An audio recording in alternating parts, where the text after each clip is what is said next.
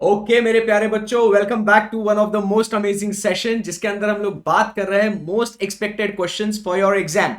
अब इसके अंदर दोस्तों बात हो रही है अपना नेक्स्ट जो चैप्टर है, chapter number 9, which talks about audit of different types of entities. अब देखो दोस्तों, ये चैप्टर तो बहुत बड़ा है और इसके अंदर बहुत सारे ऐसे एंटिटीज है जिसके बारे में इंस्टीट्यूट आपको क्वेश्चन पूछ सकता है। और स्पेसिफिकली पॉइंट आउट करना कि यही आएगा, ये कहना बहुत गलत होगा। इसीलिए हम लोग इस सेशन में क्या करने वाले हैं, we are going to revise each important concept of this particular chapter कि इसमें आपको अगर क्वेश्चन आया तो आपने क्या लिखना है। इंपॉर्टेंट बातें इसके अंदर क्विकली बातचीत करेंगे और आगे बढ़ेंगे ताकि ये पूरा का पूरा चैप्टर जो है आपका एकदम अच्छे से बन जाए। Are you guys ready? Absolutely yes sir, let's rock.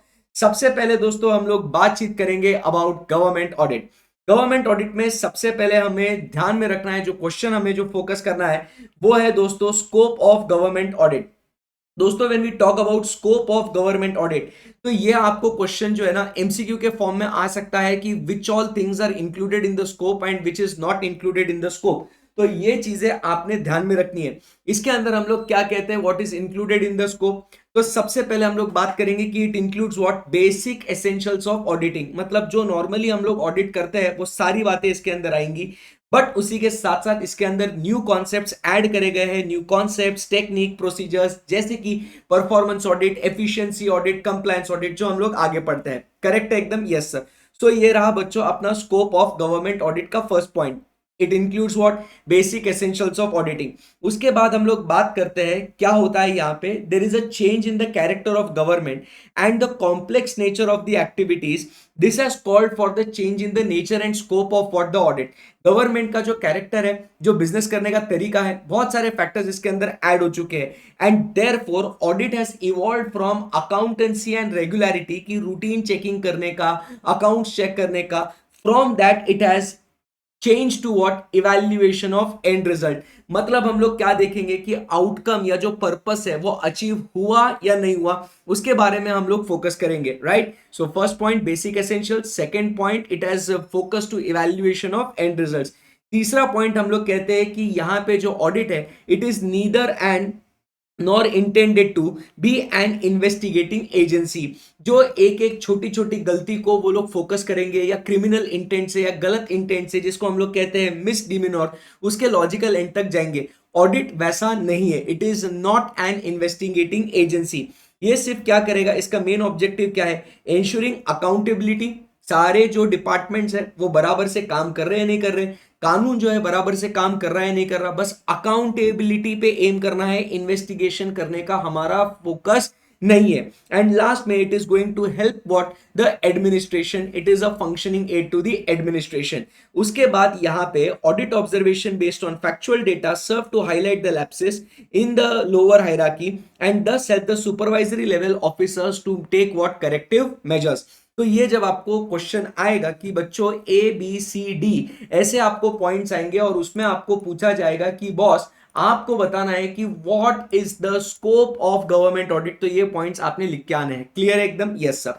Let's go ahead and now we talk about, जब समझ में आना first point, basic essentials of auditing. बराबर सारी वो चीजें आएंगी। It is not an investigating agency, we are just going to evaluate the end result, highlight the lapses and last point it is what, हम लोग बात कर रहे हैं ये सारे पॉइंट्स पे। क्लियर है? नेक्स्ट पॉइंट, चलिए आगे बढ़ते हैं। अब हम लोग बात करेंगे सीएनडीजी के बारे में। सीएनडीजी कौन है? चलो फटाफट बताओ सीएनडीजी के बारे में। Who is the government auditor? तो गवर्नमेंट ऑडिटर कौन है बच्चों? He is comptroller and auditor general of India, appointed by president of India. He cannot be removed by any of them unless it is proven misbehavior or incapacity. और अगर निकालना है तो कौन निकाल सकता है? By 2/3 of the members of both the houses of the parliament. उसकी सैलरी कितनी होगी? Salary is equal to the जज ऑफ सुप्रीम कोर्ट। बराबर है कि नहीं? एंड उसके बाद हम लोग क्या कहेंगे, the constitution further provides that the conditions of the service of a person serving. बराबर, इसके क्या काम है, इसके एडमिनिस्ट्रेटिव पावर्स, ये कौन डिटरमाइन करेगा? It will be determined by the president. Clear है एकदम? Yes sir. तो ये दोस्तों अपने पॉइंट्स हो गए किसके बारे में, about comptroller and auditor general of India. appointed by the President of India shall not be removed except on the grounds of proven misbehavior or incapacity only by 2/3 of the members of both the houses, जैसे कि Rajya Sabha and Lok Sabha, बराबर है, yes sir. तो ये बात हो गई। अब नेक्स्ट पॉइंट हम लोग बात करेंगे, स्कोप हो गया, सीएनडीजी के बारे में बात कर ली। अब हम लोग बच्चों बात करेंगे कि what is the role of C and AG, C and AG के रोल्स क्या है। सबसे पहले हम लोग क्या बात करेंगे कि the C and AG watches that various authorities act in accordance with the rules and orders made there under. सब लोग, जैसे अपन ने ऊपर पढ़ा था कि स्कोप में क्या आता है कि it is aid to the administration, बराबर है कि नहीं, एंड उसके बाद वो देखता है कि बाबा सब लोग अपना काम जो है बराबर से कर रहे हैं या नहीं कर रहे हैं। इसी के लिए हम लोग एज अ सीएनडीजी क्या देखेंगे कि बाबा वेरियस ऑथोरिटीज, बराबर के नहीं, whether they are acting in accordance with the rules and orders made there under, वो रूल्स एंड ऑर्डर्स के हिसाब से काम कर रहे हैं या नहीं। Point number 1, authorities act as per rules and orders. Then C and AG is going to advise, बराबर, president about maintenance of books of accounts. तो accounts of union and state shall be kept by the president may on the advice of CNDG as may be prescribed. तो second point हो गया। Third point, the last point is then he is going to submit the report. Report किसको देगा? तो वो report देगा to the president और to the governor. President को जाएगी किसकी रिपोर्ट? तो यूनियन गवर्नमेंट, यूनियन पूरी कंट्री का रिपोर्ट जाएगा। और गवर्नर को कौन सा रिपोर्ट जाएगा? गवर्नर को स्टेट के रिपोर्ट जाएंगे। क्लियर है एकदम? तो this is what is the role of C and AG, गया बॉडी के अंदर। So what is the role of C and AG बच्चों? To check whether all the authorities act in accordance with the constitution and the laws made by the parliament and conform with the rules and orders. Second point, the accounts will be maintained by the president on the advice of CNDG and report. Clear एकदम? अब सबसे important question, how the audit is conducted. ये बेटा जी बहुत important question है कि अब government audit किस तरीके से कंडक्ट होता है। तो इसका पूरा का पूरा फ्लो आप समझ लेना। सबसे पहले क्या ऑडिट करना है, कितना ऑडिट करना है, ये सारी जो चीजें हैं it will be decided by C and AG himself. The extent and quantum of audit will be decided by C and AG. It is neither negotiable nor questionable.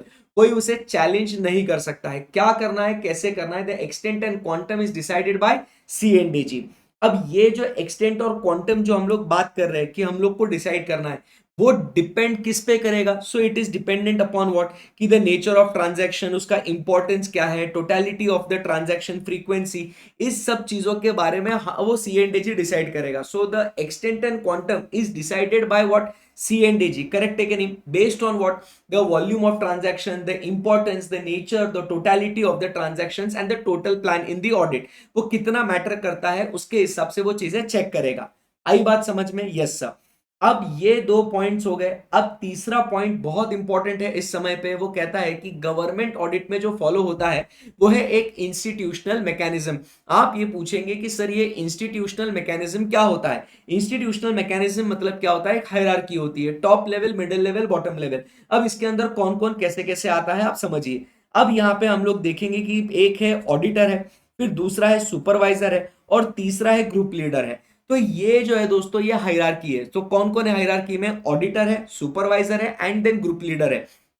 ध्यान में रखना, सबसे ऊपर कौन है? ग्रुप लीडर है, उसके बाद कौन है? सुपरवाइजर है, उसके बाद कौन है? अपना ऑडिटर है। सो यहां पे primary check will be done by the auditor, फिर टेस्ट चेक मतलब sampling basis will be done by the group leader, sorry supervisor, and उसके बाद कंट्रोल एंड डायरेक्शन कि बाबा किस तरीके से काम काज होना चाहिए उसका कंट्रोल और डायरेक्शन दिया जाएगा बाय ग्रुप लीडर। आया बात समझ में आपको? Yes sir.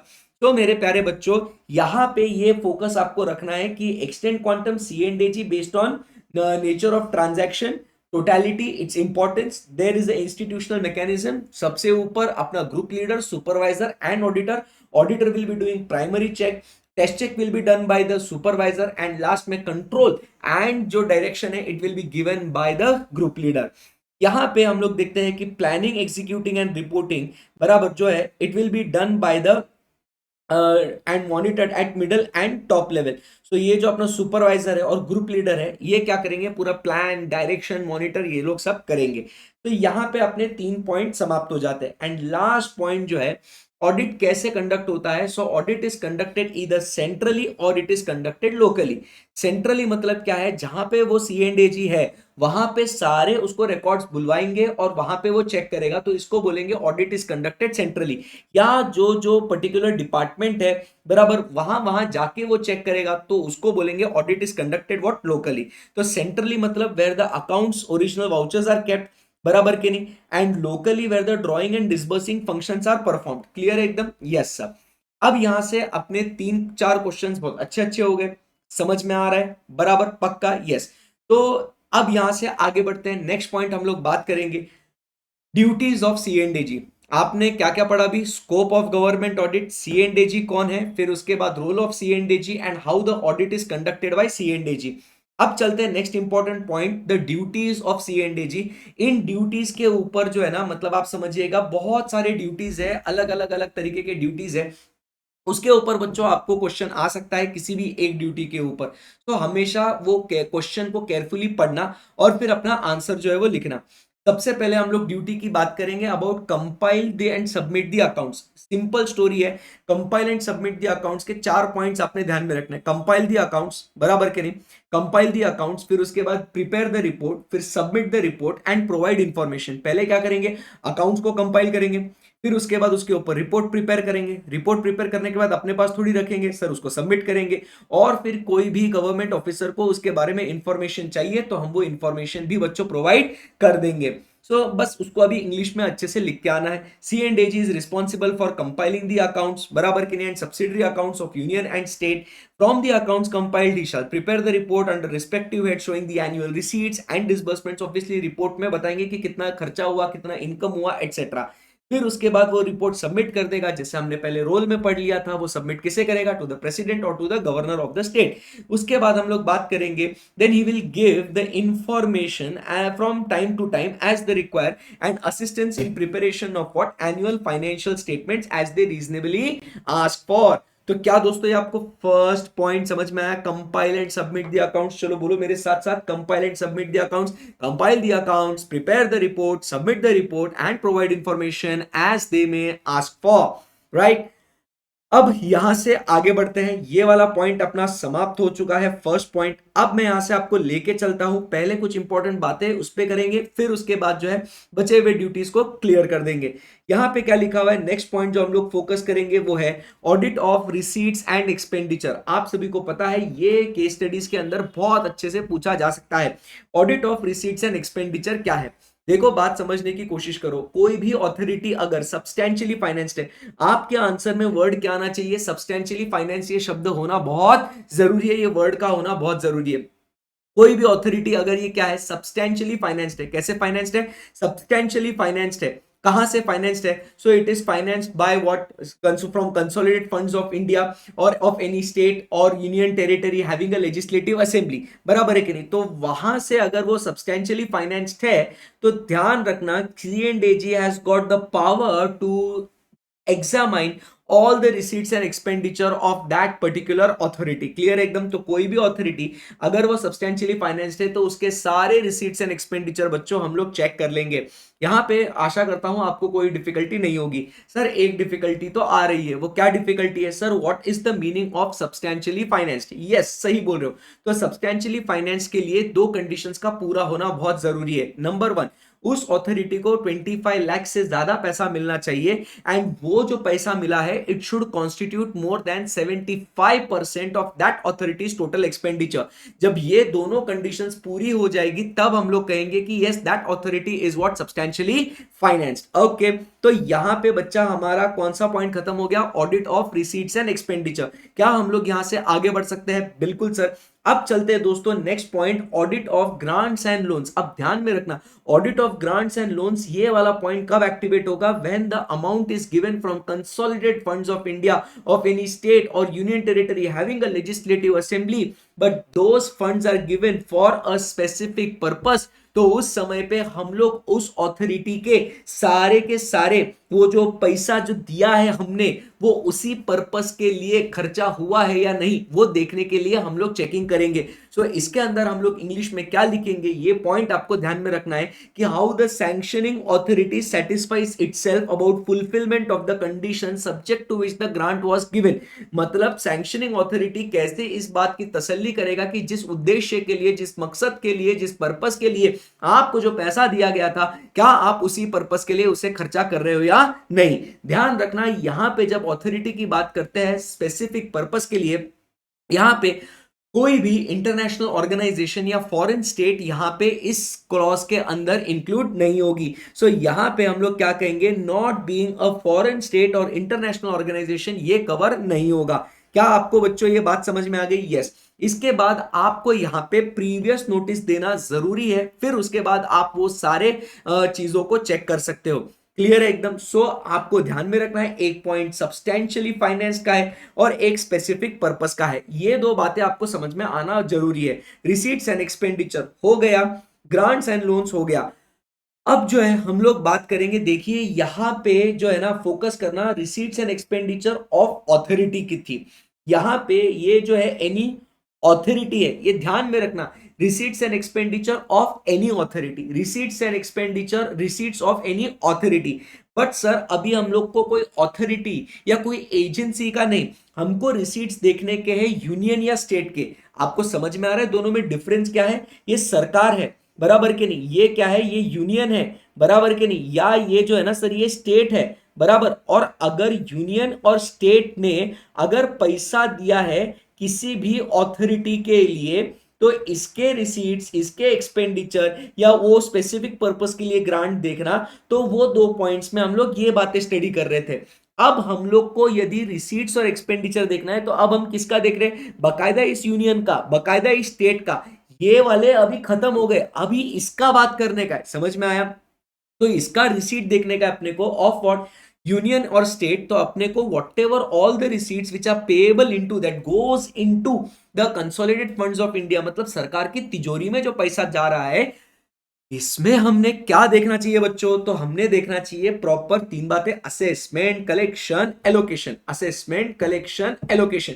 असेसमेंट बराबर से पैसा आया क्या, फिर वो जमा हुआ क्या, और फिर सेंटर और स्टेट के बीच में बराबर से एलोकेट हुआ या नहीं हुआ, ये हम लोग देखेंगे।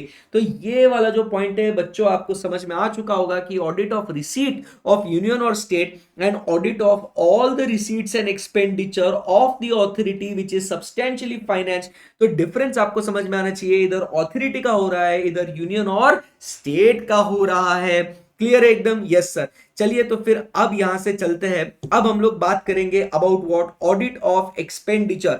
अब जैसे एक्सपेंडिचर अभी हमने रिसीट की बात कर ली, अब हम लोग चलते हैं general provisions relating to audit. यहां पे जनरल प्रोविजंस में हम लोग जो है बच्चों बात कर रहे हैं अबाउट एक्सपेंडिचर। किसकी बात कर रहे हैं? एक्सपेंडिचर।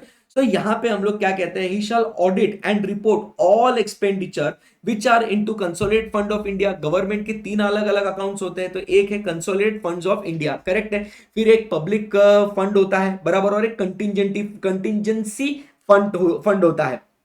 तो पहले what ever money is going into CFI उस सबको चेक कर लेंगे।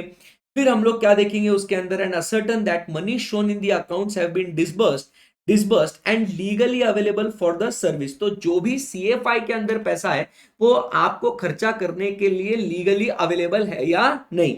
ये सर ये लीगली अवेलेबल है यानी मतलब समझा नहीं सर इसके बारे में। लीगली अवेलेबल है क्या नहीं, इसका मतलब होता है कि आप समझिए, हमने पहले पढ़ा था इंट्रोडक्शन में, पार्लियामेंट जो है वो सारे खर्चों को कंट्रोल करता है। First it is voted upon and then only expenditure is incurred out of consolidated funds of India. याद आ रहा है आपको? बिल्कुल सर याद आ रहा है। तो बस ये अपने को देखना है कि ये जो पैसा बराबर के नहीं सीएफआई के अंदर है वो डिस्बर्स हुआ है कि नहीं, लीगली अवेलेबल है क्या नहीं। फिर उसके बाद and whether the expenditure conforms to that authority which governs it. मतलब एक तो वो सैंक्शन हुआ है ना, और जिसने सैंक्शन किया है ना उसने उसके हैसियत में, उसके पावर में रह के वो सैंक्शन किया है या नहीं। तो ये बच्चों अपने को जो है ना ए बी सी ये वाला जो पॉइंट है, ये पॉइंट अपन बात करते हैं about consolidated funds of India. Clear है एकदम? यस। उसके बाद हम लोग बात करते हैं गवर्नमेंट का और एक अकाउंट और दो अकाउंट होते हैं, एक होता है कंटिजेंसी फंड और एक होता है पब्लिक अकाउंट्स। ठीक है ना। अब contingency fund and public account से सरकार के और दो फंड्स होते हैं। कंटिजेंसी फंड ये पैसा प्रेसिडेंट के पास रखा हुआ होता है कि इन द इवेंट ऑफ कोई भी natural calamity, disaster, whatever it is, सरकार के पास ये पैसा रखा हुआ होता है, प्रेसिडेंट के पास होता है और प्रेसिडेंट उसको खर्चा कर सकता है। तो हमने वो सारे एक्सपेंडिचर्स को भी, खर्चों को भी देखना है। एंड पब्लिक अकाउंट्स मतलब जो पब्लिक, आप और हम, जैसे हमने सरकार के पास पैसा रखा इन बॉन्ड्स वगैरह, तो उसके ऊपर सरकार को कोई भी इनकम आ रही है, एक्सपेंडिचर हो रहा है, वो पब्लिक के साथ जो है ना, तो वो एक अलग से अकाउंट होता है। तो हमने उसके अंदर के भी सारे ट्रांजैक्शंस को देखना है।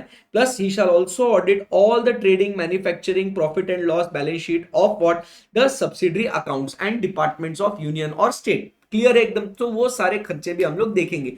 तो जनरल प्रोविजंस में आपको ध्यान में रखना है, हम लोग एक्सपेंडिचर में तीन बातें हम लोग देख रहे हैं, एक CFI, फिर उसके बाद एक कंटिजेंसी फंड एंड दूसरा तीसरा पब्लिक अकाउंट्स। तो वो सारे उधर के खर्चे अपने को देखने के हैं। एंड जस्ट लाइक दैट ये पॉइंट अपना समाप्त होता है। And then he has got the power to conduct the audit of stores and stock and also conduct the audit of government companies in accordance with the provisions of companies act. Next point, हम लोग आगे बढ़ते हैं। Power क्या है CNDG का? तो वो पावर एकदम सिंपल है, जो हर ऑडिटर के पास होता है। वो कोई भी बुक्स ऑफ अकाउंट्स को, वो चाहे यूनियन के हो, स्टेट के हो, वो उसे इंस्पेक्ट कर सकता है। वो चाहता है तो वो कहीं पे भी वो बुक्स, रिकॉर्ड्स, डॉक्यूमेंट्स को मंगवा सकता है एंड फिर अपने क्वेश्चंस पूछ के, ऑब्जर्वेशंस करके वो उसके ऊपर चेकिंग कर सकता है। किसी भी लोगों को बुला के he can call for the people for such information, बराबर, जिनके पास वो जानकारी है, for the preparation of financial statements वो उनसे मांग सकता है। एंड लास्ट में वो उसमें सैंपल चेकिंग या लिमिटेड चेक्स भी कर सकता है। So this is the power of CNDG। So what's the power of CNDG everybody, come on. So power of CNDG is to inspect, बराबर। Second point is to require the documents to be sent to him on specified places, to put questions and make such observations to the persons who are having the knowledge about preparation of financial statements, and last में to do away with the detailed dispense, मतलब क्या, to do away with the detailed part। तो वो क्या कर सकता है, limited checks भी कर सकता है। क्लियर एकदम, या अब यहां से एक बेसिक जो है गवर्नमेंट ऑडिट का बच्चों पार्ट खत्म होता है। एंड अब हम लोग आगे चलते हैं और चर्चा करेंगे अबाउट व्हाट, एक्सपेंडिचर ऑडिट। किसकी बात करेंगे, एक्सपेंडिचर ऑडिट की। So when we talk about expenditure audit, तो इसके अंदर हम पांच बातों के बारे में बात करते हैं। वो कौन से है? एक तो सबसे पहले audit of provision of fund, audit of sanction, audit of rules and orders, propriety audit, and last में हम लोग बात करेंगे about what, so we will talk about is the performance audit. So ये जो है ऐसे हम लोग बात करेंगे, ये पांच टाइप के ऑडिट है। इसके ऊपर आपको एग्जाम में जो है दोस्तों आपको सवाल आ सकता है। क्लियर है एकदम? Yes sir. चलिए, तो अब यहां से हम लोग आगे बढ़ रहे हैं। चलिए एवरीबॉडी लेट्स फोकस। तो क्या कह रहे हैं यहाँ पे, audit against provision of funds. Audit against provision of funds की अगर बात करें तो प्रोविजन मतलब पैसा है क्या, audit of provision of funds मतलब क्या कहेंगे, पैसा है क्या।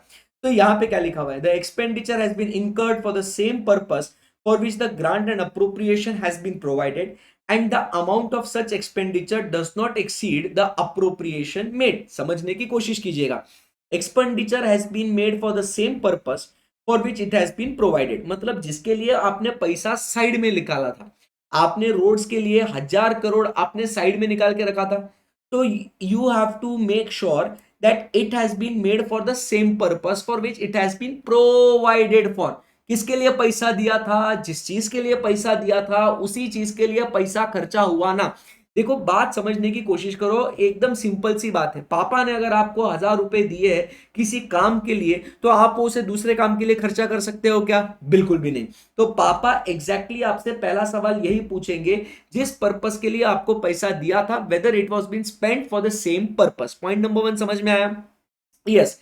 अब उसके बाद सेकेंड पॉइंट, जितना दिया था उससे ज्यादा नहीं होना चाहिए। So it should not exceed the appropriation made. 1000 crore दिए थे तो 1000 करोड़ से ज्यादा मत खर्चा करो भाई, बराबर कि नहीं? जितना प्रोवाइड किया था उतना ही करना। क्या आपको फर्स्ट प्रोविजन ऑफ फंड समझ में आया? बिल्कुल सर, समझ में आ गया, मजा आ गया। अब चलते हैं next point, audit of sanctions के बारे में। सैंक्शन मतलब क्या है, आप समझने की कोशिश कीजिएगा। The expenditure, whatever expenditure you are doing, it should be covered by the sanction. मतलब आपने स्कूल रेनोवेशन अगर करना है तो वो जो है स्कूल रेनोवेशन के लिए आप अगर रेनोवेशन कर रहे हो तो उसका सैंक्शन होना चाहिए। बराबर के नहीं? The expenditure is properly covered by a sanction, the expenditure is properly covered by a sanction. अगर उसका सैंक्शन है तो सेकेंड पॉइंट अपन क्या देखेंगे, जो ऑथोरिटी इसको सैंक्शन कर रहा है ना वो कॉम्पिटेंट है ना। कॉम्पिटेंट है ना मतलब क्या है कि उसके पास वो पावर है ना उतनी। तो आप समझिएगा कि स्कूल रेनोवेशन करना है तो ये कौन करेगा, डिस्ट्रिक्ट एजुकेशन ऑफिसर। तो अब उसके पास क्या है, सैंक्शन करने का पावर है, बराबर के नहीं? और वो कहां तक कितना अमाउंट सैंक्शन कर सकता है, तो उतने उसमें उसने देखना है कि उस अगर ये ऑथोरिटी जो है 10 लाख से ऊपर सैंक्शन नहीं कर सकता है तो वो 10 लाख तक या उससे नीचे ही होना चाहिए। तो वो उसका कॉम्पिटेंस अपने को देखना है। तो कॉम्पिटेंस मतलब क्या देखते हैं कि कॉम्पिटेंस मतलब उसके पास पावर भी होना चाहिए और उसने फिर वो सैंक्शन करना चाहिए। तो उसके उतने पावर लिमिट के अंदर उसने उसको सैंक्शन करना चाहिए। तो आपको समझ में आया सैंक्शन। तो पहले whatever expenditure has been made, it should be covered by the sanction, and the person, the authority sanctioning it is what competent। clear एकदम? yes। अब बेटे जी सबसे इंपॉर्टेंट क्वेश्चन पे हम लोग प्रस्थान कर रहे हैं जो आपके लिए काफी इंपॉर्टेंट है, वो है audit against rules and orders. ध्यान में रखिएगा, audit against rules and orders बिल्कुल भी आपने इसके अंदर लापरवाही नहीं करना है, इसको अच्छे से पढ़ के जाना है। पॉसिबिलिटी है, बहुत अच्छी पॉसिबिलिटी है कि आपके लिए ये एग्जाम में क्वेश्चन आ सकता है। क्लियर एकदम? Yes sir.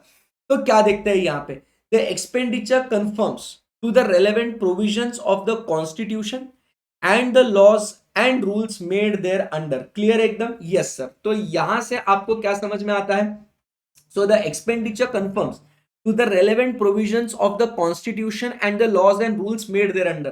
संविधान, भारत देश का संविधान, कॉन्स्टिट्यूशन और उसके लॉज एंड रूल्स के तहत ही आपने वो खर्चा करना चाहिए। जिस चीज के लिए अगर आपको भारत देश का संविधान अगर आपको अनुमति नहीं देता है, परमिशन नहीं देता है, या नियम और कानून के हिसाब से आपको वो अलाउड नहीं है तो आप वो नहीं कर सकते। तो सीएनडीजी का काम वो है कि whether it conforms as per rules and orders. तो सबसे पहले ऊपर टॉप पे क्या है बच्चों, constitution and laws and rules made there under. तो कॉन्स्टिट्यूशन के बेसिस पे तो सारे लॉज बनते हैं, दैट इज पॉइंट नंबर 1। अब सेकेंड पॉइंट अपन ने क्या करना है, it also seeks to satisfy that whatever expenditure is in accordance with the financial rules, regulation and orders issued by the competent authority। अब क्या होता है कि अब वो देश के संविधान के अंतर्गत तो खर्चा कर रहे हैं। जैसे कि अपन ने बात करी डिफेंस, डिफेंस के लिए अलाउड है, there is a provision in the constitution, there is a law made there under. Yes. अब इसके बाद क्या होगा ना, आप समझने की कोशिश कीजिएगा कि इसके तहत अब अपन डिफेंस के लिए खर्चा कर रहे हैं। तो ये डिफेंस के लिए खर्चा करने के लिए कौन है authority, so who is the competent authority, तो the competent authority is defence minister. तो अपन ने ये सेटिस्फाई करना चाहिए कि ये जो डिफेंस मिनिस्टर है that is the competent authority, क्या उन्होंने वो खर्चा फाइनेंशियल रूल्स, रेगुलेशन, ऑर्डर्स, वो उसके हिसाब से खर्चा हुआ है कि नहीं। मतलब अगर डिफेंस मिनिस्टर बोल रहा है हमको यहां पे इतना खर्चा करना है, इतने लिमिट में खर्चा करना है, ये मैं ऑर्डर पास करूंगा तभी वो खर्चा होगा, तो हमने देखना है कि वो कॉम्पिटेंट ऑथोरिटी ने जो भी ऑर्डर्स, रूल्स, रेगुलेशंस बनाए हैं तो क्या उसके हिसाब से ही खर्चा हुआ है कि नहीं। तो सबसे पहले ऊपर कॉन्स्टिट्यूशन, लॉ, फिर उसके बाद एक competent authority. The competent authority that is the defence minister has made laws, rules, regulations there under. इसके हिसाब से खर्चा होना चाहिए। मजा आ रहा है, वैल्यू एडिशन हो रहा है परसों, मतलब अभी आपका पेपर है भाई, चलो ध्यान दो, कम ऑन। चलिए नेक्स्ट पॉइंट हम लोग बात करेंगे। सो ये पॉइंट हो गया, ये पॉइंट हो गया। नेक्स्ट पॉइंट हम लोग बात करेंगे अबाउट व्हाट, कि अब ये हो गया कि अपना कॉन्स्टिट्यूशन और रूल्स। नेक्स्ट पॉइंट क्या कहता है इसके लिए, अब ये सब पॉइंट्स है, rules and orders, rules and orders, ये जो है ना रूल्स ऑर्डर्स, ये है ना, देखो इधर है ना, ये रूल्स है, ये ऑर्डर्स है। अब इसके बारे में बात करा है। तो the rules and orders regulating power to incur and sanction expenditure from the consolidated fund of India or state। बराबर कि नहीं। तो हमने क्या देखना है, रूल्स, खर्चा कहां कहां से हो सकता है, तो खर्चा सर हो सकता है सीएफआई से, तो वो उसके हिसाब से खर्चा हो रहा है कि नहीं, क्योंकि हम लोग एक्सपेंडिचर ऑडिट में है। Rules and orders for presentation of what claims, तो वो अपने को देखने का है कि बाबा अपने को क्लेम करना है, बराबर के नहीं, against government for withdrawing money. तो हम पैसा कैसे विड्रॉ कर सकते हैं, तो उसका एक डिटेल्ड प्रोसीजर है। गवर्नमेंट सर्वेंट्स ने उसको फॉलो करना चाहिए, तो वो क्लेम्स जो है वो उसका प्रोसीजर हमने फॉलो करना चाहिए, बराबर है। एंड रूल्स एंड ऑर्डर्स किसके लिए? For conditions of service, pay, allowances and pensions to what the government servants, तो अलाउंसेस। तो आप समझिए, पहले हम लोग ने क्या कर दिया, एक मोटा मोटी हमने ऊपर से देख लिया कि कॉन्स्टिट्यूशन और लॉ के हिसाब से खर्चा होना चाहिए। फिर उसके बाद it accordings with the financial rules regulations it should be satisfied as per the competent authority. फिर रूल्स एंड ऑर्डर्स कहां कहां के लिए? तो एक तो खर्चा करना है from consolidated funds of India for the claims against the government, for withdrawing the money and for payment of what government servants. तो ये तीन बातें जो है ना, ये आपको ध्यान में रखनी है। क्या हम लोग यहां से आगे बढ़ सकते हैं? बिल्कुल सर, यहां से आगे बढ़ सकते हैं। अब यहां पे आप समझिए, ये सब रूल्स ऑर्डर्स बनाने की जिम्मेदारी किसकी?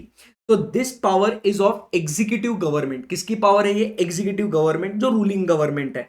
अपना काम क्या है कि बस उसके हिसाब से काम हुआ या नहीं हुआ है। It's a quasi judicial type of work. मतलब इट इज इंप्लाइड कि आपको सीएनडीजी को ऐसा अलग से बोलने की जरूरत नहीं है, नहीं बोला तो भी आपको ये बाय डिफॉल्ट काम करना ही है। क्लियर है एकदम? Our work is not to prescribe but to carry out the examination, कि उसके हिसाब से रूल्स एंड ऑर्डर्स के हिसाब से हुआ है कि नहीं। सारी बातें अच्छे से लिख के आना। फिर हमने क्या देखना है कि it is not inconsistent, does not come in conflict with the higher authority, consistent with the essential requirement. तो ये पॉइंट्स अपने को देखना है। क्लियर है कि वो जो है, it should whatever rules have been made, वो कॉन्स्टिट्यूशन के अगेंस्ट नहीं होनी चाहिए, वो ऑथोरिटी से कॉन्फ्लिक्ट नहीं करने चाहिए। It is the requirements for what determined by C and AG. And last में, in case they have not been separately approved by the competent authority, the issuing authority possesses the necessary rule making power. Clear एकदम? या अब expenditure audit होने के बाद, उसमें मतलब rules and orders होने के बाद, ये रूल्स एंड ऑर्डर्स मतलब क्या है? बाय लॉ, बराबर के नहीं। बट कभी कभी क्या है, ये और एक क्वेश्चन आता है और एग्जाम में डिफरेंशिएशन के ऊपर क्वेश्चन आता है कि propriety audit versus rules and orders वाला ऑडिट। तो अब हम लोग बात कर रहे हैं प्रोप्राइटी। प्रोप्राइटी का मतलब आप समझने की कोशिश करना कि कभी कभी जो एक्सपेंडिचर है इट सेटिस्फाइज एवरीथिंग। मतलब उसके लिए आपने जो पैसा जो है वो दिया हुआ है, वो पैसा जो है वो सैंक्शन भी हुआ है, it is as per the rules and orders also, सब कुछ बढ़िया है। But most of the times वो क्या होता है कि वो कभी कभी वेस्ट खर्चा भी हो सकता है, बराबर कि नहीं, इनफ्रक्टूशियस खर्चा हो सकता है, अवॉइडेबल खर्चा हो सकता है। तो एज अ गवर्नमेंट ऑडिटर हमने सिर्फ ये नहीं देखना है कि वो रूल्स एंड ऑर्डर्स या बाकी के कंडीशंस को फुलफिल करता है या नहीं। along with that we also have to see कि whether this expenditure is having the covering the principles of what propriety। clear है एकदम? so that is what कि ये क्या है कि we have to protect properly the public interest in spending the money। clear है एकदम? so the एक ट्रांजेक्शन में satisfy all the requirements but still may be what highly wasteful, so we have to see the principles of propriety. तो उसमें आप एक अच्छा सा एग्जाम्पल लिख के आना। इसमें हमने क्या देखना है कि it is wisdom, faithfulness and economy of transactions. जैसे अपन क्या बोलते हैं कि अगर ये आपका पैसा होता तो आप उसे कैसे खर्चा करते, तो उसी चीज को ध्यान में रखना है। वही विजडम, ईमानदारी, इकोनॉमी की कम से कम खर्चे में ज्यादा से ज्यादा काम होना चाहिए। तो वो चीजें हमने बच्चों ध्यान में रखना जरूरी है। क्लियर है एकदम? Yes sir. सो इसके अंदर क्या है, जनरल प्रिंसिपल्स क्या है? It should not be more than the occasion demand. जरूरत से ज्यादा आपने वो खर्चा नहीं करना चाहिए, ये बात सही है एकदम। फिर उसके बाद it should not be to the authorities own advantage, बराबर, तो वो नहीं होना चाहिए। फिर उसके बाद क्या कहता है, public money should not be utilize for the benefit of a particular person. तो इधर क्या कहता है, कोई ओकेजन से ज्यादा आपने नहीं करना चाहिए, ये खुद के फायदे के लिए नहीं होना चाहिए, या किसी पर्टिकुलर पर्सन के लिए नहीं होना चाहिए। एक्सेप्ट क्या कहता है, अमाउंट एकदम इनसिग्निफिकेंट है, कोर्ट ऑफ लॉ ने उसको बोल दिया है, या इट इज अ पॉलिसी और कस्टम। जैसे कि आप समझने की कोशिश कीजिए कि कोई सेलिब्रिटी है, उसको पुलिस प्रोटेक्शन मिल रहा है, बराबर कि नहीं, किसी को थ्रेट मिल गया तो उसको पुलिस प्रोटेक्शन कर रही है, तो उसके लिए गवर्नमेंट के रिसोर्सेस, गवर्नमेंट का एक्सपेंडिचर हो रहा है। तो अपन क्या बोलेंगे, sir it is coming to the benefit of a particular person. Sir मतलब पुलिस फोर्स, सर गवर्नमेंट का पैसा है, sir it is being used for the safety of a particular person. तो भाई it is what a policy और custom, या court ने बोला है कि इसको प्रोटेक्शन दो, या तो अमाउंट है वो इनसिग्निफिकेंट है, तो फर्क नहीं पड़ेगा। सो ये बातें आपने ध्यान में रखनी है। क्लियर है एकदम? And this allowances should not become a source of profit for the recipients, बराबर कि नहीं, कि they should not be making it profiteering नहीं होना चाहिए उसमें, कि सरकार को लूटो भाई, ऐसा। क्लियर है एकदम? Yes sir. तो ये पॉइंट्स आपके लिए ध्यान में रखना बहुत जरूरी है, and that is what is the propriety audit. Next हम लोग बात करते हैं परफॉर्मेंस ऑडिट में। तो परफॉर्मेंस ऑडिट में मेरे बच्चों हम लोग बात करेंगे about what three things, that is economy, efficiency and effectiveness. अगर सबसे पहले हम लोग बात करें तो इकोनॉमी की बात करें तो कम से कम खर्चे में ज्यादा से ज्यादा अपने को बेनिफिट मिलना चाहिए, इसको हम लोग कहते हैं economy. That is the whatever resources have been acquired, बराबर के नहीं, it should be acquired in an economical manner, बराबर के नहीं। That is the sanctioning authority should have observe what economy, कि कम से कम दाम में, कम से कम अमाउंट में हमने वो रिसोर्सेज को एक्वायर करना चाहिए। फिर हम लोग बच्चों बात करते हैं अबाउट व्हाट एफिशिएंसी। एफिशिएंसी में क्या होगा, तो इकोनॉमी तो होनी ही चाहिए, इकोनॉमी के साथ साथ we should yield the results expected of them. मतलब अब हमने रिसोर्सेज तो ऑक्यूपाई कर लिए सबसे कम पैसों में, कम से कम खर्चे में, बट उससे जो आउटपुट जो निकलना चाहिए वो मैक्स होना चाहिए, उससे जो यील्ड निकलना चाहिए वो जो है मैक्स होना चाहिए, तब जाके हम लोग कहेंगे कि भाई एफिशिएंसी है। अब जब हम लोग इफेक्टिवनेस कहेंगे, सो हमने क्या कहना है, इफेक्टिवनेस मतलब जो अप्रेस करना है कि ओवरऑल ऑब्जेक्टिव जो है अपने वो टारगेट अचीव हुए कि नहीं हुए, उसको तब कहेंगे एफिशिएंसी। जैसे अगर मैं कहूं कि अपन ने इस पूरे चैप्टर को इतने इतने घंटे में अपन ने कंप्लीट करना चाहिए, उतने घंटे में कंप्लीट हो गया, तो अपन ने कहेंगे सर क्या एफिशिएंसी बढ़िया थी, एकदम क्लियर है एकदम, यस सर। सो ये बात हो गई मेरे प्यारे बच्चों अबाउट व्हाट एक्सपेंडिचर ऑडिट। इसके अंदर ये बातें बहुत ज्यादा इंपॉर्टेंट है। सो क्या यारो यहां से आगे बढ़ सकते हैं, यस सर। सो अब एक्सपेंडिचर के सारे 5 पॉइंट्स आपके लिए एग्जाम में इंपॉर्टेंट बन जाते हैं। फिर उसके बाद हम लोग बात करते हैं ऑडिट ऑफ रिसीट्स। तो रिसीट्स में भी कुछ बातें हैं जो इंपॉर्टेंट है, वो क्या है, लेट्स चेक इट आउट। तो सबसे पहले हमने क्या देखना है कि we have to check all the revenues and other receipts, बराबर के revenues and other debts which have been correctly assessed, realised and credit, मतलब वो कलेक्शन, असेसमेंट एंड एलोकेशन बराबर से हुआ क्या नहीं हुआ, according with the rules and regulations frame. तो ये वाला पॉइंट आप बच्चों पढ़ लेना, एक बार मैं पढ़ ही लेता हूं आपके साथ, आप तो नहीं पढ़ोगे, एग्जाम है फिर भी नहीं पढ़ोगे। All revenues and other debts बराबर से गवर्नमेंट के खाते में जमा हो गया क्या नहीं हुआ, सारा पैसा बराबर आना मांगता है, समझा गया वीडियो, यस सर समझा। तो all the revenues and other debt, जिधर से भी माल आने वाला है बराबर से सरकार के तिजोरी में जमा होना चाहिए, assessed, realise and credited to the government. whatever the rules and regulations framed for assessment, collection, proper allocation should be followed। फिर उस सिस्टम को अपन ने रिव्यू करना चाहिए, बराबर के नहीं, कि बाबा whether there is proper accounting of demand collection and refunds and pursuant dues up to the final settlement and suggest improvement. कि बाबा एक सिस्टम होता है कि किससे पैसा आना है तो डिमांड होगी, बराबर के नहीं, फिर किसी ने ज्यादा पैसा दिया है तो उसको रिफंड करना है, तो उसका प्रॉपर एक क्या होना चाहिए, एक प्रॉपर सिस्टम होना बहुत जरूरी है। Then this regulations are actually carried out and there should be adequate checks. Clear है एकदम, क्यों about detection, investigation of what irregularities, किसी को डबल रिफंड ना जाए, बराबर कोई वाउचर्स को फोर्स ना करे, कोई अदर टाइप का रेवेन्यू लॉस ना हो सरकार को, तो ये हमने रिसीट्स में अपन ने देखना चाहिए। क्लियर है एकदम, यस सर। फिर ये स्टोर्स एंड स्टॉक्स एक बार पढ़ लेना बेसिक, कि इसमें सैंक्शन होना चाहिए, इकोनॉमिकल होना चाहिए, कॉन्ट्रैक्ट में quality, quantity, stock levels, existence of stocks, accuracy and correctness होना चाहिए, प्राइसेस शुड बी रीजनेबल। एक जनरल जो है ना स्टोर्स एंड स्टॉक वाला पॉइंट ये हमने को देखना है। एक बार आप जो है इसका लगे तो स्क्रीनशॉट आप ले सकते हो, जो मार्जिन में मैंने पॉइंट्स लिखे हुए हैं तो वो हिसाब से आप इसे गो थ्रू कर सकते हो। क्लियर है एकदम, यस सर, या लेट्स गो अहेड।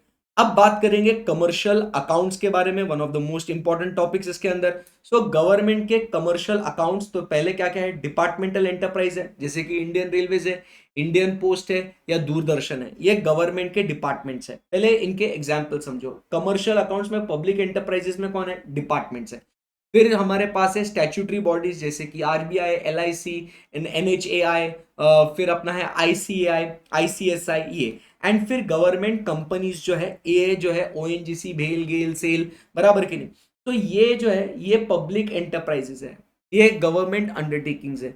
तो आप समझिए यहाँ पे कमर्शियल अकाउंट्स की अगर बात करें तो कमर्शियल अकाउंट्स में सिर्फ और सिर्फ गवर्नमेंट कंपनीज नहीं है, गवर्नमेंट के डिपार्टमेंट्स है, स्टैट्यूटरी बॉडीज है, कॉर्पोरेशन है एंड ऑल्सो गवर्नमेंट कंपनीज है, तो इनका अपन ऑडिट कर रहे हैं।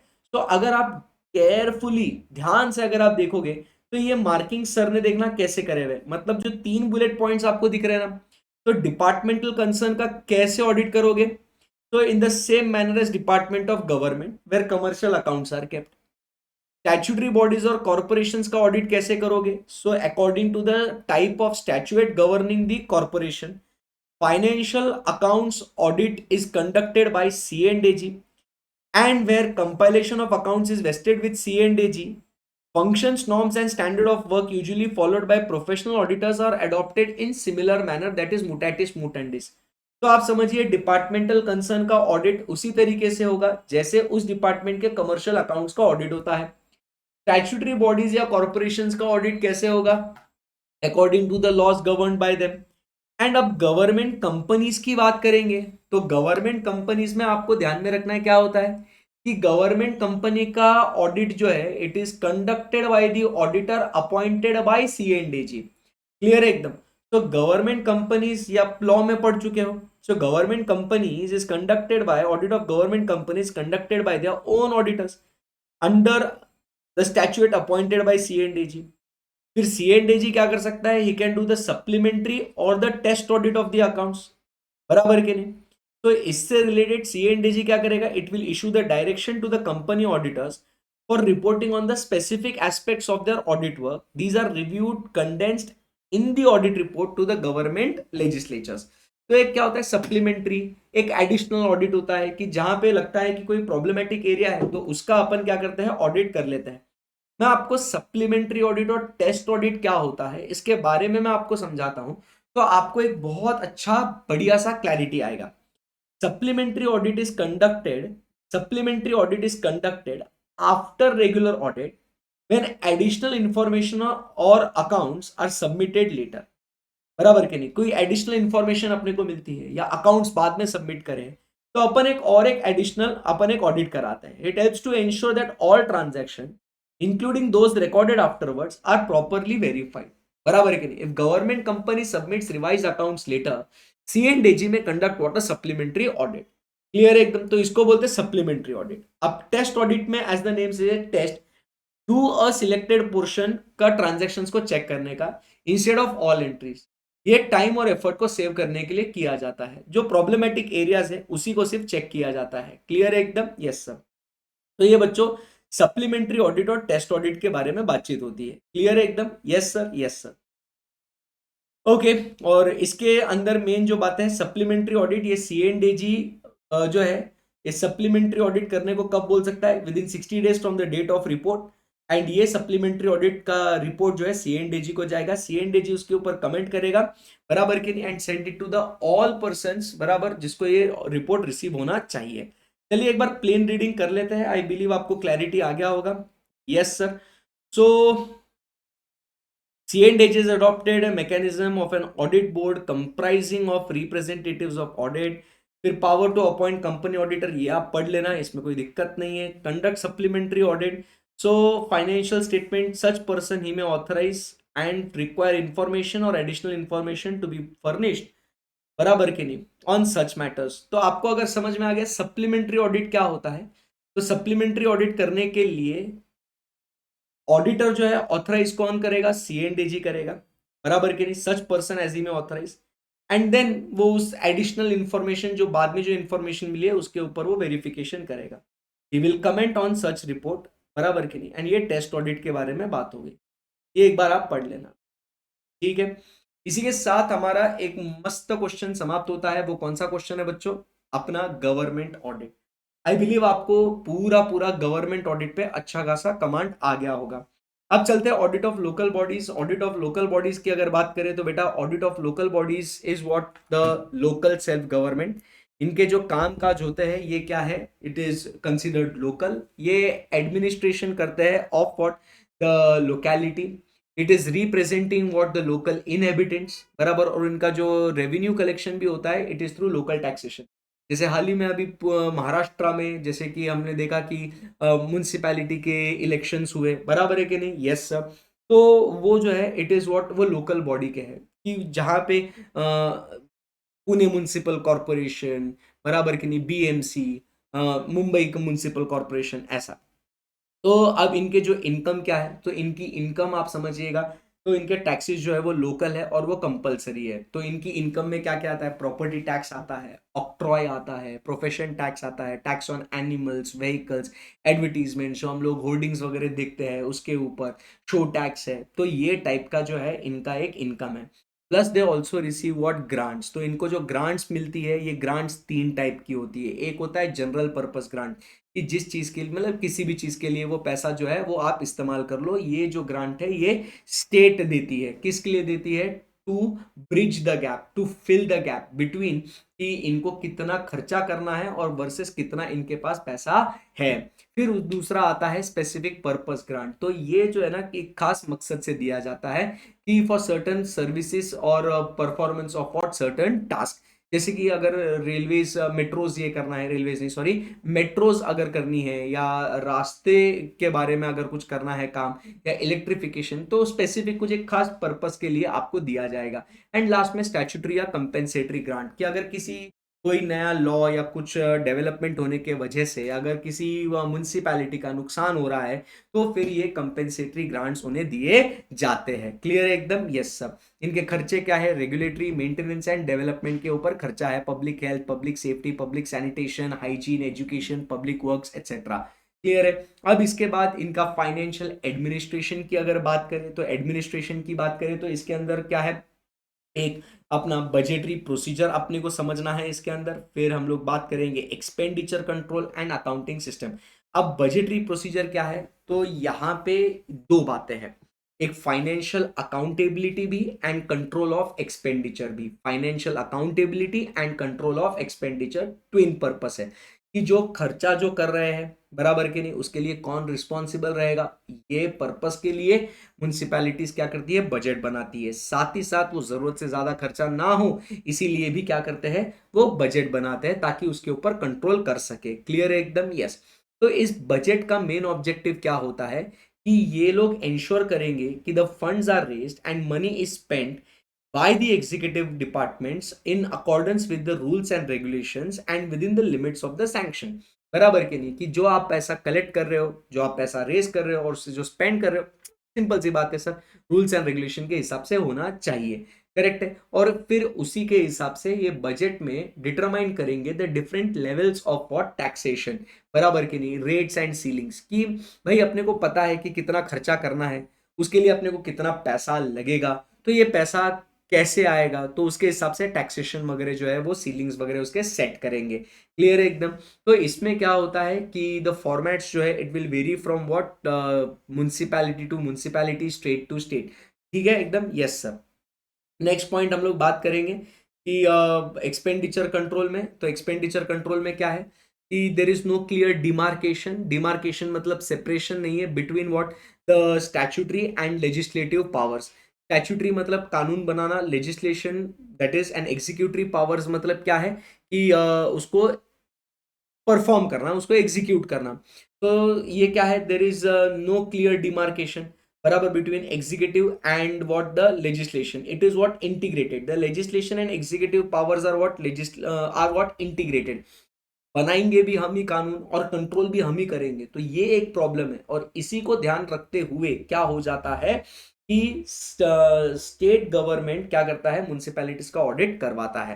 क्लियर है एकदम? Yes sir. ये ऑब्जेक्टिव्स आप पढ़ लेना। ठीक है? Yes sir. तो इसी के साथ मेरे प्यारे बच्चों, दो इंपॉर्टेंट कॉन्सेप्ट जो है हमारे समाप्त हो जाते हैं। कौन से? एक गवर्नमेंट ऑडिट और दूसरा म्युनिसिपैलिटीज। चलो अब आगे बढ़ते हैं। Next we are moving on to audit of NGO. NGO non governmental organisations क्या होते हैं? एनजीओ के बारे में अगर आपको क्वेश्चन आए कि how you are going to conduct the NGO, या इसके ऊपर आपको क्वेश्चन आता है कि बेटा draft and audit programme conducting the audit of NGO, तो पूरा पूरा आपको आना चाहिए। ठीक है ना? So let us first understand what is NGO. NGO की अगर बात करें तो बेटा NGO is what a non profit making organisation, जिनका काम होता है कि it is going to raise funds from the members, donors और कंट्रीब्यूटर्स। एंड ये लोगों को पैसा सिर्फ इंपॉर्टेंट नहीं है, लोगों का अगर टाइम मिल गया, बराबर एनर्जी या स्किल्स मिल गए, तो भी इनके लिए इंपॉर्टेंट है। इनका सोशल ऑब्जेक्टिव क्या है? Education, medical facilities, poor assistance to poor, ऐसा। जैसे अपन देखते हैं कि बीइंग ह्यूमन एक एनजीओ है, बराबर। देन क्राई, नोरैग, यूनिसेफ, गोदुली विद्या, ये सारे जो एनजीओज है ये क्या करते हैं? लोगों की हेल्प करते हैं। क्लियर है एकदम? यस। तो वो एनजीओज अपने आप को कैसे रजिस्टर कर सकते हैं?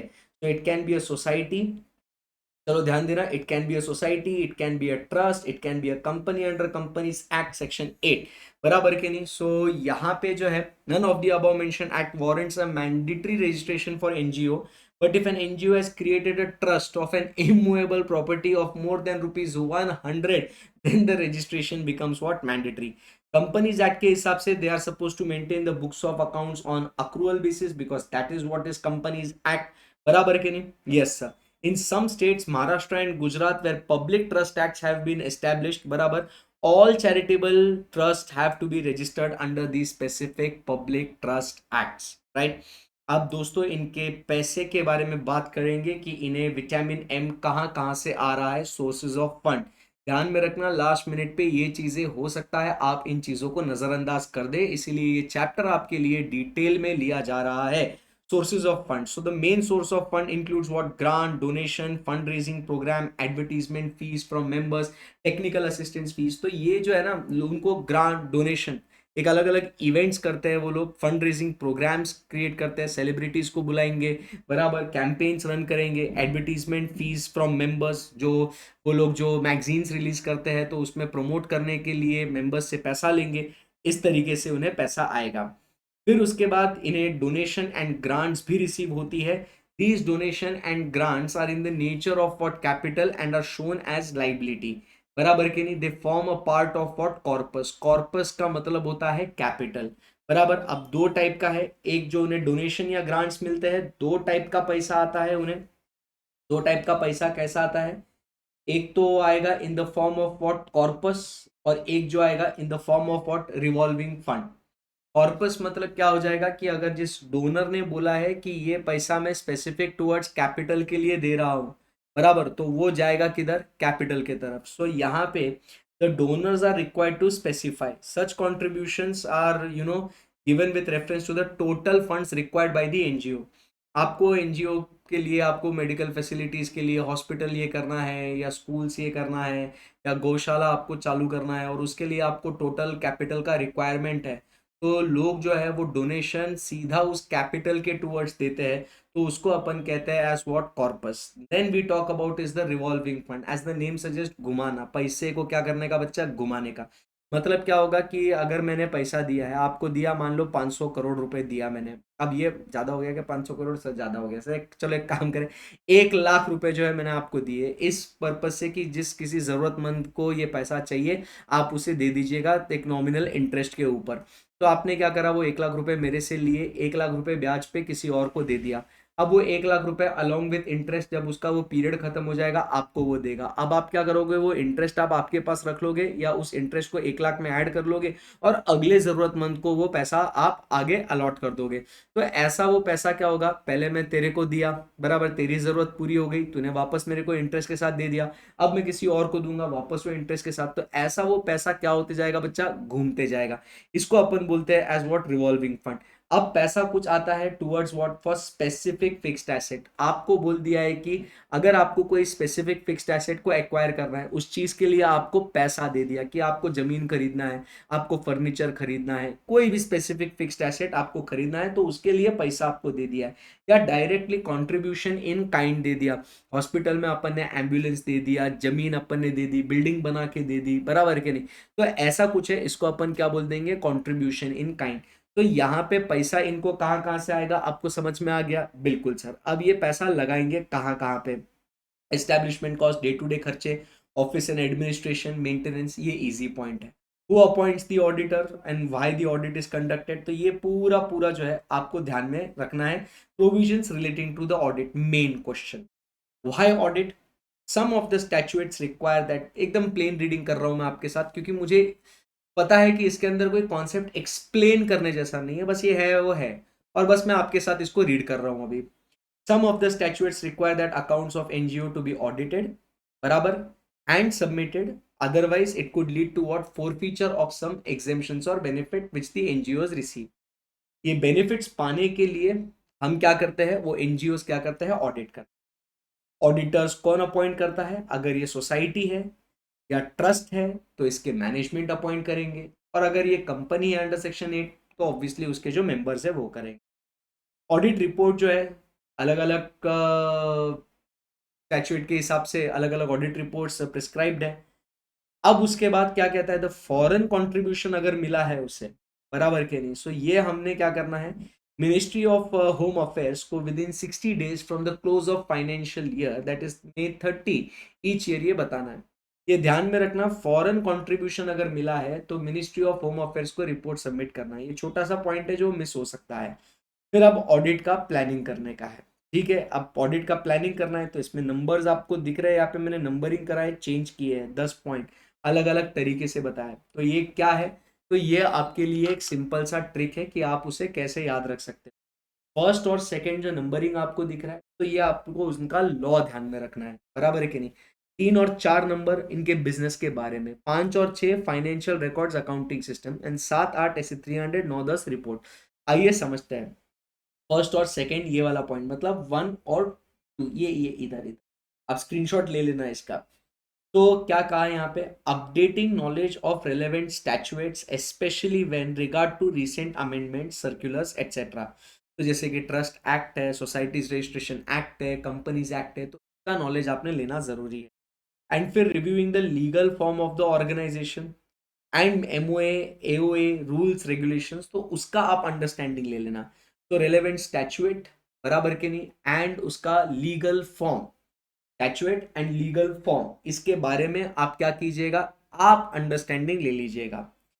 फिर नेक्स्ट 3 और 4 में हमने उनके बिजनेस के बारे में जानना है। तो we have to obtain the knowledge of the NGOs work, उनका mission, vision, operations, environment, and reviewing the organisations hierarchy, that is the organisation chart, financial and administrative manuals, project and programme guidelines, बराबर की किस चीज के लिए बने गए हैं, funding agencies, reports, formats, budgets, ये सब अपन ने ध्यान में रखना है। So first and second point, we'll understand about what the act. Then we talk about the MOA, AOA rules regulation. Third में we understand उनका mission, vision वगैरह. फिर fourth में we we go inside and we talk about is उनका financial administrative manuals, projects, programs, funding agencies, कहाँ कहाँ से पैसा आ रहा है, वो सब समझने का। 5 6 फिर अपन उनके रिकॉर्ड्स के बारे में समझेंगे कि उनके मिनट्स, अकाउंटिंग सिस्टम। 7 8 हम बात करेंगे मटेरियल, जो अपने नॉर्मल ऑडिट का है, materiality, planning, communication, reporting, involvement of experts etcetera. Clear है एकदम, यस। अब यहाँ पे ऑडिट किस चीज का करना है, कॉर्पस फंड। अब आपको ये पता है कॉर्पस क्या होता है, टूवर्ड्स कैपिटल, बराबर के नहीं। तो कैपिटल के टूवर्ड्स अगर पैसा जा रहा है तो स्पेसिफिक इंस्ट्रक्शन दिया जाता है डोनर द्वारा, तो वो लेटर अपन ने पढ़ना है, बराबर के नहीं। फिर अपने को रिजर्व्स की अगर बात कर रहे हैं, जनरल रिजर्व या कैपिटल रिजर्व, तो ट्रांसफर अगर किया गया है फ्रॉम प्रोजेक्ट और प्रोग्राम्स विद डोनर्स लेटर्स, वो अपने को देखना है। अमार्क फंड्स क्या होता है कि funds which are kept aside for specific purpose, तो अपन ने उसके वो रेजोल्यूशंस देखने हैं कि रूल्स रेगुलेशन स्कीम के हिसाब से वो पैसा आपने रखना है क्या। प्रोजेक्ट एजेंसी बैलेंसेस, बराबर, vouch disbursement and expenditure as per agreement with donors of each of the balance. मतलब प्रोजेक्ट और एजेंसी बैलेंस मतलब क्या होता है, किसी पर्पस, कोई प्रोजेक्ट चल रहा है तो उसको पेएबल है, बराबर कि नहीं, तो वो अग्रीमेंट के हिसाब से पेमेंट करना है। Loan, loan agreement, fixed asset, sale, disposable, ये इजी पॉइंट्स है, ये आप पढ़ सकते हो। एक्सपेंसेस, ये वाले आप आराम से पढ़ लेना, इसमें कोई कॉन्सेप्ट नहीं है। सोल ट्रेडर कर लेना, ऑडिट ऑफ फर्म कर लेना, ये तो पूरा पार्टनरशिप एक्ट के जैसा है जो हम लोग ने फाउंडेशन में पढ़ा हुआ है। क्लियर है एकदम, सो इसमें कोई दिक्कत नहीं है। चैरिटेबल इंस्टीट्यूशन सेम लाइंस पे है, सब्सक्रिप्शन, लीगेसी, डोनेशन, ये सेम लाइंस पे है। तो एनजीओ आता है तो चैरिटेबल बहुत इजी बन जाता है। एजुकेशनल इंस्टीट्यूशंस में अब इन सब चीज़ों में बच्चा देखो, मेन पॉइंट जो आपको ध्यान में रखना है, अभी ये जो पॉइंट्स आते हैं ना, जो ये ऑडिट ऑफ, अभी इसके अंदर audit of club, cinema, hospital, educational institutions, तो इसमें आपको पूरा पूरा जो है ना, आपको कंटेंट ब्रेक करना है इनटू 4 पार्ट्स। वो कौन से, मतलब 5 पार्ट्स कर लो, internal control, receipts, expenditure, asset, liability. उसके हिसाब से आपने क्या कर लेना है, आंसर लिख लेना। क्लियर है एकदम। तो जैसे इनकम हो गया, तो पहले direct income, indirect income, student fees है, बराबर के नहीं, मेंबरशिप फीस है क्लब के केस में, हॉस्पिटल के केस में वो पेशेंट से पैसा आना है। तो ऐसी कुछ बातें जो है ना, आपने क्या करनी है, बड़े आराम से उसको आपने लिखना है। क्लियर है एकदम। तो ये बातें आपने ध्यान में रखना है। और उसके बारे में जो रिकॉर्ड्स आते हैं, वो सीरियली नंबर्ड होना चाहिए, उसका एंट्री होना चाहिए, कैश बुक के साथ मैच होना चाहिए। ये सारे पॉइंट्स आपने जो है बच्चों वो आपने लिखना है, तो इसमें कोई दिक्कत नहीं है। ये ऐसा पॉइंट है। फिर उसके बाद एलएलपी के बारे में अगर हम लोग बात करें तो ये भी इजी है। मतलब इसमें आप समझ लो लास्ट मिनट पे हमारे पास वो ट्रिक बस यही है कि हमने क्या करना चाहिए कि अपने जो बेसिक इनकम एक्सपेंडिचर उसके हिसाब से आपने लिखना है। और अगर आपको चाहिए इसका डिटेल्ड लेक्चर भी जो है ना, इसका डिटेल्ड लेक्चर भी मैराथन लेक्चर्स भी अवेलेबल है, ठीक है। तो अगर हम लोग एलएलपी पे चल लेते हैं, हेल्प हो जाएगा आपको एलएलपी पे। चलो तो ये देखते हैं अपन ऑडिट ऑफ एलएलपी। तो इसके अंदर क्या है, पूरा चार्ट जो है आप गो थ्रू करना बड़े आराम से, एकदम इजी है। तो हम लोग जब ऑडिट ऑफ एलएलपी की बात करते हैं तो every LLP is required to maintain the books of account. तो बुक्स ऑफ अकाउंट्स में क्या क्या आएगा, money received and expended, assets and liabilities, cost records and any other record. ये आएगा किसके अंदर, बुक्स ऑफ अकाउंट्स के अंदर। और ये books of accounts they should give what, true and fair view.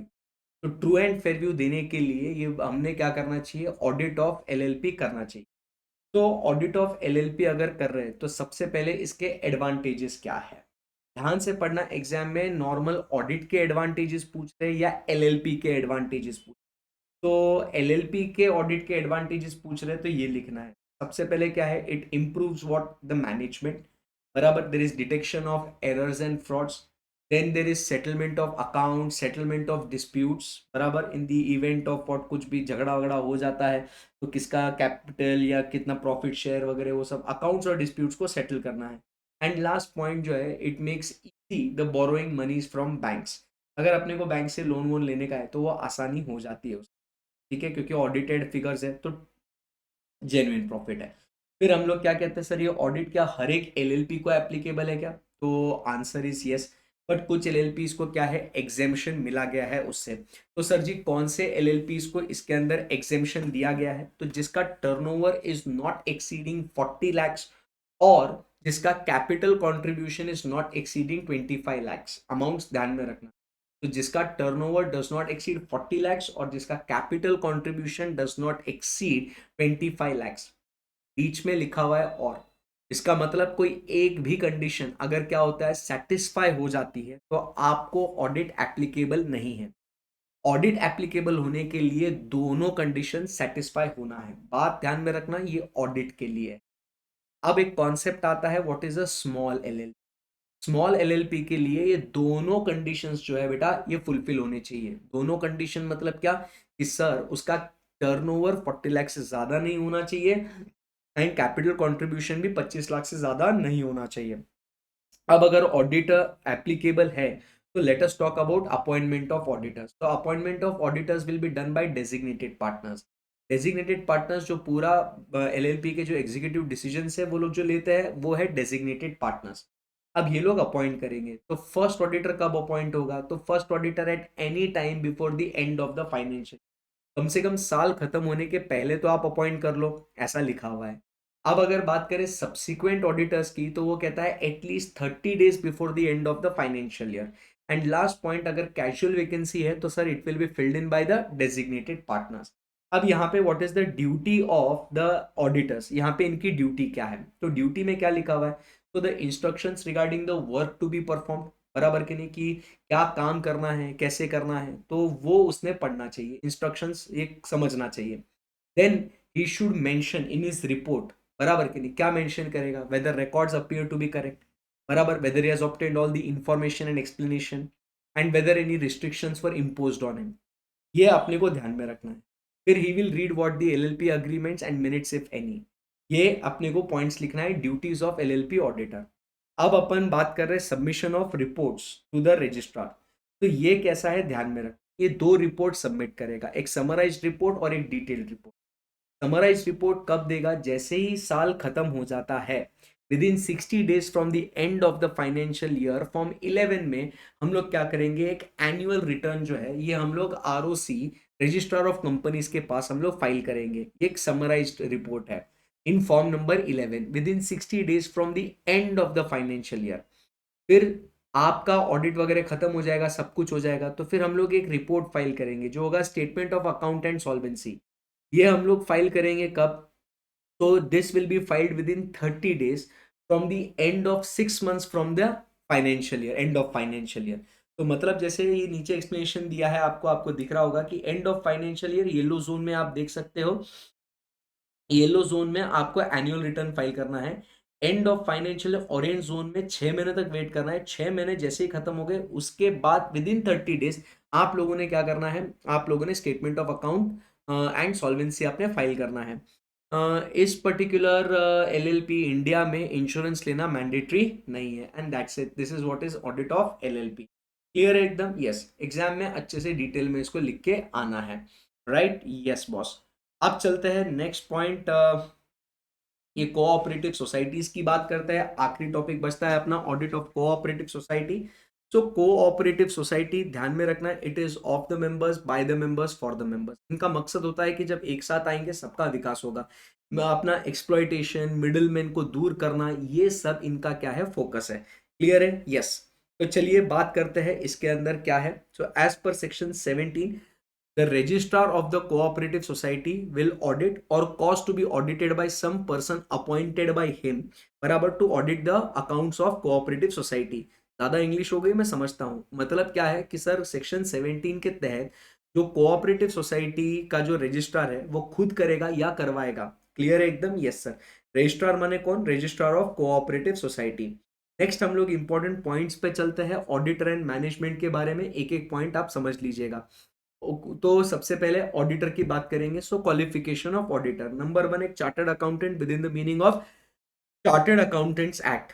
Second, इसके अंदर एक खास बात यह है कि जो person holding government diploma in cooperative accounts, बराबर कि नहीं, वो भी डिप्लोमा होल्डर, वो भी क्या कर सकता है, कोऑपरेटिव सोसाइटी का ऑडिट कर सकता है। तो जरूरी नहीं है कि सिर्फ और सिर्फ चार्टर्ड अकाउंटेंट्स ही करे, सेंट्रल कोऑपरेटिव सोसाइटीज का ऑडिट, बराबर कि नहीं, कौन कर सकता है? एक government diploma holder in cooperative accounts भी कर सकता है। अपॉइंटमेंट ऑफ ऑडिटर्स की बात करते हैं, तो ऑडिटर्स अपॉइंट कौन करेंगे? So auditors will be appointed by registrar. इसकी फीस कौन सेट करेगा? रजिस्ट्रार, बराबर। ये रिपोर्ट किसको करेगा? रजिस्ट्रार। बट इसका फीस पे कौन करेगा? तो इसकी फीस का पेमेंट जो है वो कोऑपरेटिव सोसाइटी करेगी।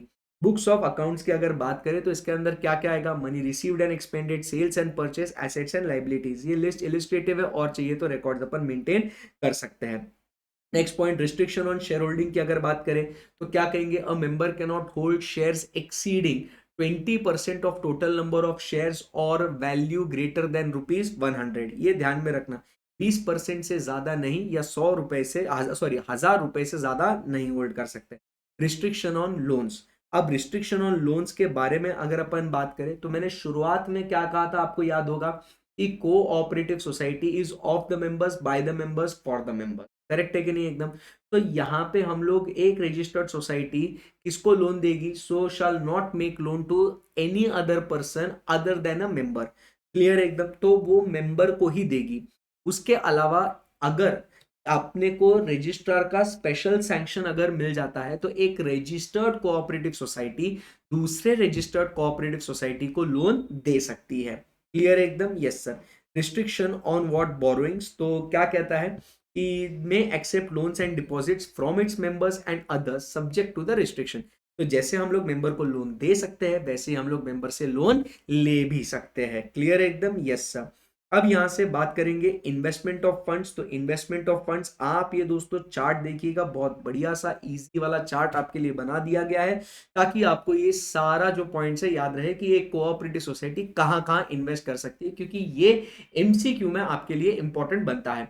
तो देखिए इन्वेस्टमेंट कहां कहां होगा, तो एक कोऑपरेटिव ध्यान में रखना एंड अदर्स ध्यान रखना। अब कोऑपरेटिव की अगर बात करें तो कोऑपरेटिव में क्या है? एक बैंक्स है, बराबर, एंड सोसाइटी है। और बैंक्स में दो टाइप के बैंक्स है, एक central and state cooperative banks है एंड एक अदर कोऑपरेटिव बैंक्स है। पूरा ध्यान में आया? तो क्या है? Cooperative, others. कोऑपरेटिव में बैंक्स एंड सोसाइटी, बैंक्स में central and state and other banks. तो अब इन्वेस्टमेंट कहां कहां हो सकता है? तो सबसे पहले हम बात करेंगे central and state cooperative banks में क्या हम पैसा लगा सकते हैं, बिल्कुल बिना किसी शर्त के डायरेक्ट लगा लो। अदर देन सेंट्रल और स्टेट कोऑपरेटिव बैंक्स में अगर पैसा लगाना है तो हम वो कब लगा सकते हैं, when it is approved by the registrar, when it is approved by the registrar. अगर ये कोऑपरेटिव सोसाइटी है तो उसकी लिमिटेड लाइबिलिटी अगर है तो पैसा लगा सकते हो। अब अदर्स की बात करें तो अदर्स में क्या है, अगर आप ये section 20 of Indian trust act के हिसाब से लगा रहे हो लगा लो, या अगर ये सेंट्रल या स्टेट गवर्नमेंट ने परमिट किया है लगा लो। समझ में आया आपको? तो यहाँ पे बस ध्यान में रखना कि इस तरीके से आप ये पैसे को इन्वेस्टमेंट कर सकते हो। क्लियर है एकदम? Yes sir. अब चलते हैं अप्रोप्रिएशन ऑफ प्रॉफिट्स की। तो अप्रोप्रिएशन ऑफ प्रॉफिट 25% आपने क्या करना है, डिस्ट्रीब्यूशन ऑफ डिविडेंड या बोनस के पहले आपने रिजर्व फंड में पैसा डाल देना है। कितना पैसा डालना है? 25%। चैरिटेबल पर्पस के लिए अगर आप करना चाहते हो, देखिए ये जो है ना 25%, ये क्या है, ये कंपल्सरी है, ये करना पड़ेगा। चैरिटेबल पर्पस के लिए करना है तो कर सकते हो, ऑप्शनल है, बट अगर करना है तो you have to obtain the sanction of registrar. आपको क्या करना पड़ेगा? You have to obtain what? Sanction of registrar. और वो कितना कर सकते हो? Not exceeding 10% of the amount after compulsory transfer to reserve fund. मतलब क्या है, ये आपका नेट प्रॉफिट है, 25% आपने रिजर्व फंड में डाल दिया। अब ये पैसा माइनस होने के बाद जो बैलेंस बचता है, बराबर, मतलब 10% रिड्यूस, ये जो है ना, ये बैलेंस जो है ना, आप क्या कर सकते हो, फिर उसमें से आप चैरिटेबल पर्पस के लिए दे सकते हो, remaining after compulsory transfer to the reserve fund.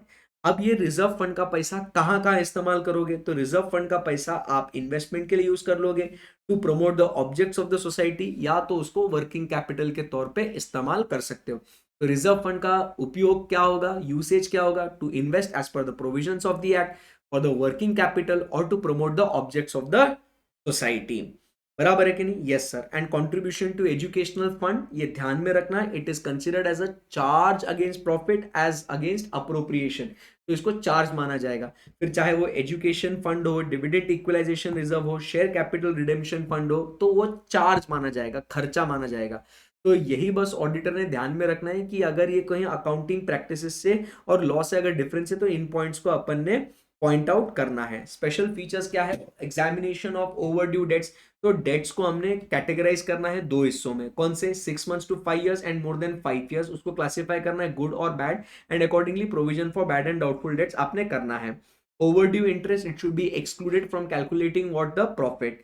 उसके बाद certification of bad debts, Maharashtra में bad debts are certified by the auditors, and जहां पे ये प्रोविजन नहीं है तो वहां पे it is certified by the managing committee of the society. Valuation of assets and liabilities की अगर बात करें तो आपने ध्यान में रखना है कि लाइबिलिटीज के लिए कोई प्रिंसिपल नहीं होता है, एसेट्स के लिए पहले बात करेंगे। तो सबसे पहले valuation of asset, there is no specific instruction, तो इसलिए हम लोग अकाउंटिंग एंड ऑडिटिंग कन्वेंशन को ऑप्ट करेंगे। तो क्या क्या होगा? तो हम लोग सबसे पहले क्या देखेंगे? Existence, ownership, valuation. As an auditor fixed asset के लिए क्या देखना है? टाइटल, एग्जिस्टेंस एंड वैल्यूएशन, कि वो एसेट है क्या, अपने ही नाम पे है ना, और वो प्रेजेंट भी है ना, उसका वैल्यू क्या है। फिर हम बात करेंगे एक एक एसेट के बारे में। सबसे पहले fixed asset should be valued at cost less depreciation, बराबर के नहीं? इंसिडेंटल एक्सपेंसेस अगर जो भी है फॉर इंस्टॉलिंग, वो अपन ने कैपिटलाइज करना है। अगर there is a difference between original cost and present market price, बराबर, is of far reaching significance, तो इसका अपन ने क्या करना चाहिए? आपने डिस्क्लोजर देना चाहिए कि बाबा खरीदी भाव जो परचेस प्राइस है और अभी जो मार्केट वैल्यू है, दोनों में अगर डिफरेंस है तो उसको अपन बोलते हैं इम्पेयरमेंट होना। करेक्ट है एकदम? Yes sir. तो ये बात आपने ध्यान में रखना है। तो फिक्स्ड एसेट के लिए ये 1 2 3 4 ये पॉइंट्स अपन ने ध्यान में रखना है। पहले टाइटल, एग्जिस्टेंस, वैल्यूएशन देखना है। Value it should B purchase cost minus depreciation, incidental expenses को कैपिटलाइज करना है, और डिफरेंस है तो वो अपन ने डिस्क्लोजर करना है। करंट एसेट्स AS2 के हिसाब से, liabilities, known all liability should be accounted for. फिर adherence to cooperative principles. Cooperative principles मतलब क्या? जैसे हमने कहा था कि it is for the members, by the members and it is of the members. तो यहाँ पे इसका जो फोकस होना चाहिए कि गोल्स जो है वो आपने अचीव करे ना। यहाँ पे प्रॉफिट इंपॉर्टेंट नहीं है कि आपने कितना पैसा कमाया, बट इंपॉर्टेंट क्या है कि how much benefit are you able to extend to the members. Clear एकदम? तो जो भी खर्चा आपने करना है वो कैसे करना है? Economically, that is there should be no wastage of funds. Middleman, commission should be what? Avoided. यही तो अपना ओवरऑल मकसद था।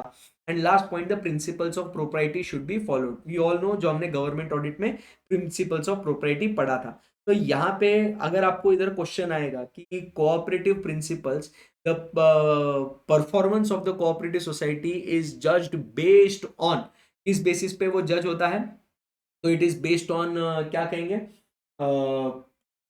How much profit they are able to earn, तो नहीं, it is based on how much benefit they are able to give.